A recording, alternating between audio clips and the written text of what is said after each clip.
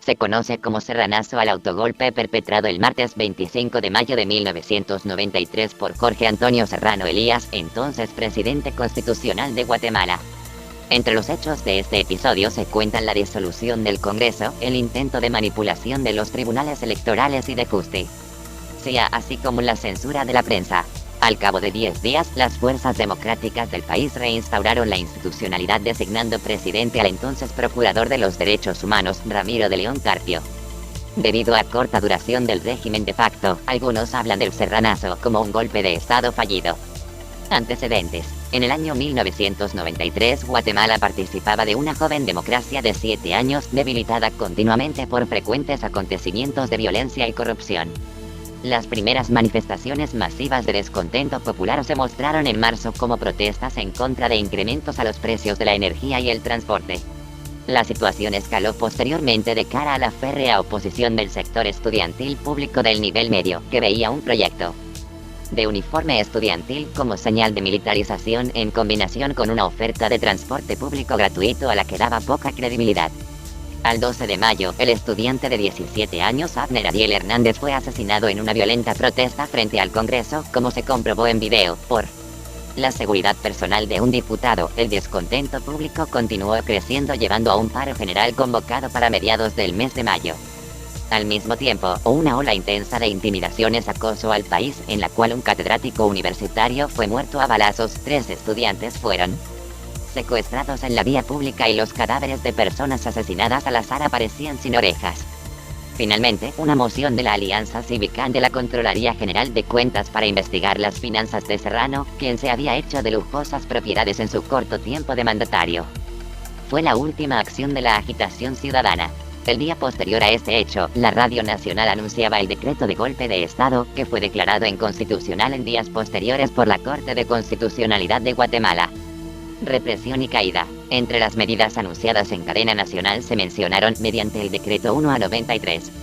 Disolvía el Congreso de la República, Corte de Constitucionalidad y Corte Suprema de Justicia, destituyendo además al Procurador General de la Nación y jefe del Ministerio Público, y solicitaba al Tribunal Supremo Electoral a convocar en 60 días una Asamblea Nacional Constituyente.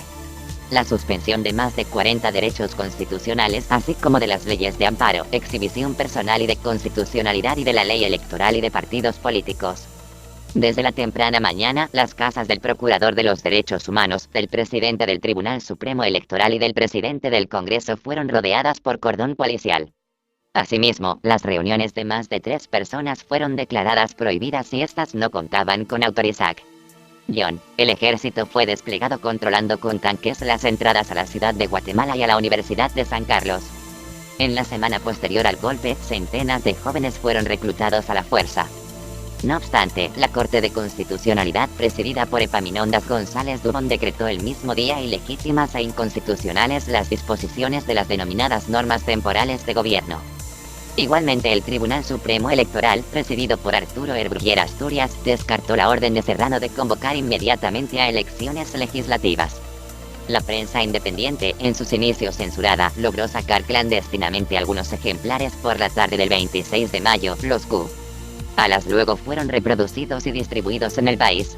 En el diario Prensa Libre, el Procurador de los Derechos Humanos, que había escapado de la policía por el techo de su casa, declaraba: quizás sea el primer Procurador de los Derechos Humanos que trabaje en la clandestinidad, pero soy un defensor de la Constitución y del sistema democrático. No puedo menos que luchar, junto con los diferentes sectores sociales, por el retorno inmediato a la constitucionalidad.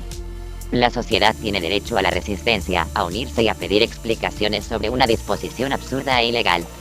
El presidente Serrano ha cometido delitos en contra de la Constitución y al volver al orden constitucional, lo lógico es que se le lleve a juicio. Seguidamente, la población, careciendo aún de garantías constitucionales, y la comunidad internacional intensificaron las protestas y el respaldo del Ejército de Guatemala se fue desvaneciendo, hasta que 7 días después del golpe, Jorge Serrano Elías huyó del país con destino a Panamá. El entonces vicepresidente Gustavo Espina Salguero tomó posesión del cargo por 3 días, hasta que el 5 de junio el Congreso eligió a Ramiro de León Carpio como nuevo presidente de la República y el 6 de junio, de León Carpio asumió como nuevo presidente de la República.